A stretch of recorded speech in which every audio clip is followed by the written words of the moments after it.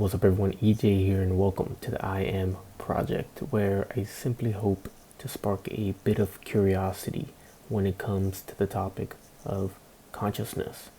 And as you can tell, I am using headphones today, so I hope the audio is manageable and listenable, if that's a word, listenable, right? And it's also bedtime, so I'm trying not to be too loud at the house right now.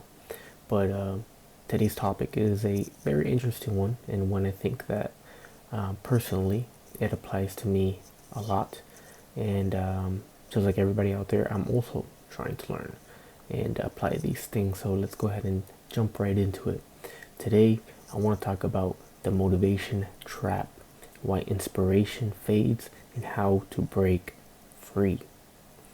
So, the initial spark of motivation feels electric. I think we can all agree. Whether it's joining the gym, learning a new language, picking up a craft, or experiencing a spiritual awakening. That first rush of enthusiasm convinces us that we finally found the thing that will change everything. We dive headlong into research, we consume endless content, and we try to tell anyone who will listen, and wonder why the world isn't as excited as you are. For a brief, beautiful period, we're in the zone. Time disappears, nothing else exists, nothing else matters. We feel alive, we feel, we're filled with purpose, and we're certain that this time will be different. But then the motivation fades, goes away. The gym membership goes unused. The language app collects digital dust. The spiritual practices that once felt profound become just another forgotten phase. We return to the same patterns, the same routines, the same limitations we swore we'd transcend. The cycle doesn't just affect hobbies, it sabotages our deepest goals and dreams, keeping us trapped in loops and starting and stopping, excitement and disappointment. This is the motivation trap, and it affects nearly everyone who relies on fleeting feelings to fuel lasting change. Now, the science. So, why does this happen? Let's look at what's actually going on beneath the surface. Motivation operates on a neurochemical level. When we encounter something new and exciting, our brain releases dopamine, a neurotransmitter associated with pleasure and reward anticipation. Research shows that dopamine levels spike highest during anticipation of the reward, not the achieving itself. This explains why starting something new feels intoxicating, but maintaining it becomes increasingly difficult as novelty wears off. The brain is wired to seek novelty and conserve energy. Once an activity becomes routine, dopamine production decreases and the initial excitement vanishes. What felt effortless now requires conscious effort, and without that chemical reward, most people abandon ship. That's unfortunate. We've all done that. That sucks. The 3 barriers. Now that we understand the neurochemistry, let's examine the 3 core barriers that keep us trapped in this cycle. And these are 3 things that they're my point of view, they're my opinion. There could be more, could be different ones. Let me know. Let's add on to this. First, lack of self-awareness, discipline, and accountability. Most people don't understand their own patterns. They mistake motivation for commitment and feelings for action.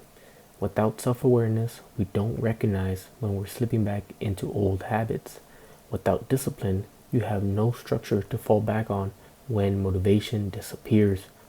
Without accountability, whether to yourself or to others, there's nothing to anchor you when the initial excitement fades.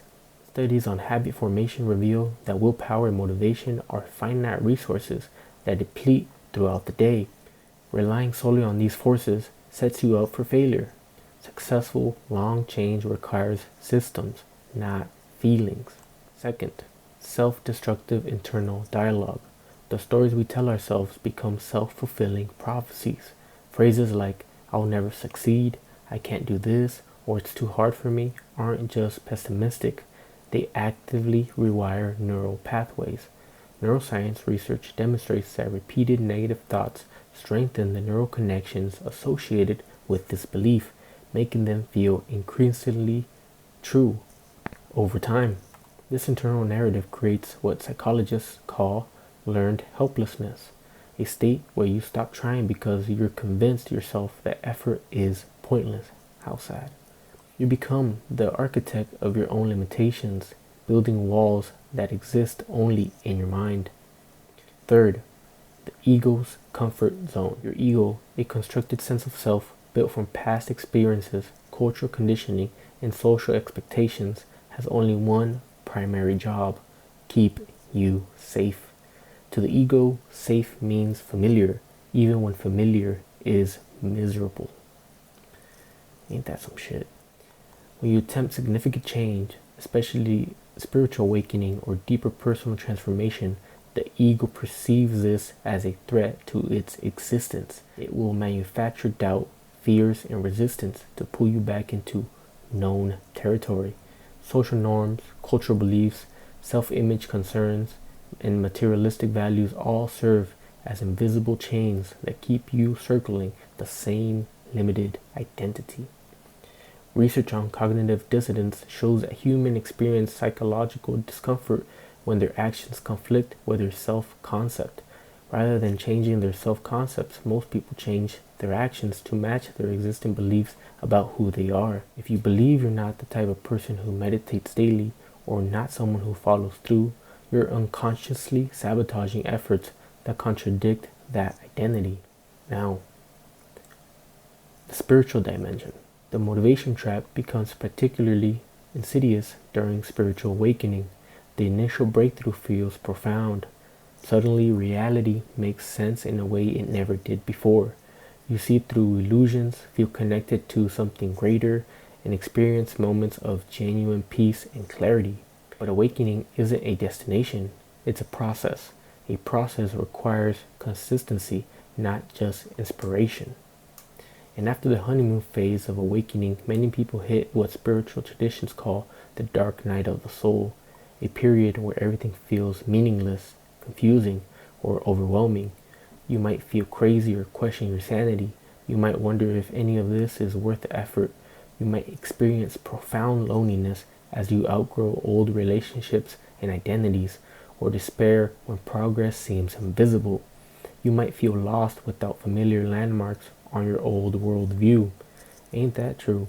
These experiences aren't signs that you're on the wrong path. They're evidence you're on the right path, and you keep going. Growing is uncomfortable. Transformation requires dismantling who you were to become who you want to be. The discomfort is the work. When motivation fades during awakening, the mind creates convincing stories that this isn't real, I'm diluting myself, I should just go back to normal life. These thoughts aren't true. They're the ego's last-ditch effort to maintain control. The path of awakening threatens everything the ego has built. Of course, it will fight back. Of course, it will make you doubt. That's not a reason to quit. It's confirming you're touching something real. Now, the solution. So how do we break free? The answer lies in a fundamental shift. The fundamental shift required is moving from motivation-dependent action to identity-based living. This means transforming your goals from things you do into aspects of who you are. Motivation says, I feel like going to the gym today. Identity says, I am someone who prioritizes physical health. Motivation says, I'm inspired to meditate this morning. Identity says, I am someone who maintains a daily practice. Research on behavior change confirmed that identity-based habits are significantly more sustainable than outcome-based or motivational-based approaches. When an action aligns with your sense of self, it requires less willpower and feels less like sacrifice. Continuing, the building system. Identity alone isn't enough. You need a system. Motivation is a terrible foundation because it's inconsistent. What works is creating systems, structured routines that don't depend on how you feel. Here are the key principles. Start absolutely small. Make a habit so easy you can't fail. Want to meditate daily? Start with 2 minutes. Want to read more? Commit to 1 page. The goal is consistency, not intensity. Also, stack habits. Attach new behaviors to existing routines. For example, after I pour my morning coffee, I will meditate for 2 minutes. This leverages existing neural pathways rather than creating entirely new ones. Design your environment. Make desired behaviors easy and undesired behaviors difficult. Put your meditation cushion in a visible spot. Delete social media apps from your phone. Your environment shapes your actions more than your intentions do. Track without judgment. Use a simple system to track consistency. A calendar with X's, a habit app, or a journal. The act of tracking increases awareness and creates a visual record of progress. Studies on habit formation show that it takes an average of 66 days for a behavior to become automatic, not 21, a popular myth. Consistency matters more than perfection. Missing one day doesn't derail progress. Giving up after missing one day does. Now, the inner work. Let's address the mental game. Rewiring the internal narrative. Your thoughts create your reality, not because of mystical magic, but because they direct your attention, shape your interpretation, and influence your action. And here's how to work with this. Notice the pattern. Become aware of your default internal dialogue. What do you say to yourself when things get difficult? Simply observing these thoughts without judgment weakens their power. Question the story. When you catch a limiting belief, I can't do this, ask, is this absolutely true? What evidence contradicts this? Who would I be without this thought? Replace strategically. Don't just eliminate negative thoughts. Replace them with more useful ones. Instead of I'll never succeed, try I'm learning and improving with each attempt. Use affirmations correctly. Affirmations work best when they're believable and process-oriented. I am becoming more disciplined each day is more effective than I am perfectly disciplined, which the mind will reject as false. Neuroplasticity research confirms that the brain can rewire itself throughout life. Consistent mental practice, whether meditation, cognitive reframing, or visualization, creates a measurable change in brain structure and function. Now working with the ego. And what about the ego that keeps pulling us back? Here's the truth. The ego isn't the enemy. It's a protective mechanism doing its job. Rather than trying to destroy or transcend it, work with it. Acknowledge the fear. When resistance arises, recognize it's in the ego trying to keep you safe. Thank you for trying to protect me, but I'm choosing growth over comfort. Is something you can tell it. Make changes less threatening. Frame new behaviors as experiments, not permanent transformations. For example, I'm just trying this for 30 days to see what happens. Feels less threatening than I'm completely changing who I am. Celebrate small wins. The ego responds to evidence. Each small success proves that change is possible and safe, gradually shifting your self-concept. And also, find your tribe. Surround yourself with people who reflect the identity you're building. Social proof is powerful. When your community normalizes the behavior you want to adapt, the ego perceives it as less threatening. Continuing. The decision point. This brings us to the critical moment. The decision point. There comes a moment in every journey where you must decide, will I make this a temporary phase or will I integrate this into my life? That decision isn't made once, it's made daily, sometimes moment by moment. It's choosing to show up when you don't feel like it. It's honoring commitment to yourself when no one else is watching. It's recognizing that the voice telling you to quit is not wisdom, it's fear. The truth is simple. Motivation will come and go. Inspiration will ebb and flow. Feelings are weather patterns, not destinations. What matters is what you do when the motivation disappears. Trusting the signal. Here's something important to understand. That initial spark of motivation, that rush of yes when you encounter something meaningful, isn't random. It's your deep self recognizing alignment. It's your subconscious signaling that this path matters, that this direction leads somewhere important. The mistake is thinking that signals should last forever. It's not meant to. It's a compass pointing, not a fuel for your journey. The fuel comes from discipline, system, identity in the daily choice to keep walking the path. The urgency. And let's be honest about what's at stake. Life is short, not in a morbid way, but in a way that should inspire urgency and attention. Reality is vast, mysterious, and beautiful beyond measure. You have this brief window of consciousness to explore it, to create, to grow, to discover who you really are beneath the layers of conditioning and fear. What a tragedy it would be to let your passions, your awakening, your dreams collecting dust simply because you didn't have the motivation to continue. What a waste to let the best version of yourself remain theoretical because you never built the system to make it real. Don't let that happen. Don't let it happen. The foundation. But here's what you need to know. You are capable. Belief in yourself isn't optional. It's foundational.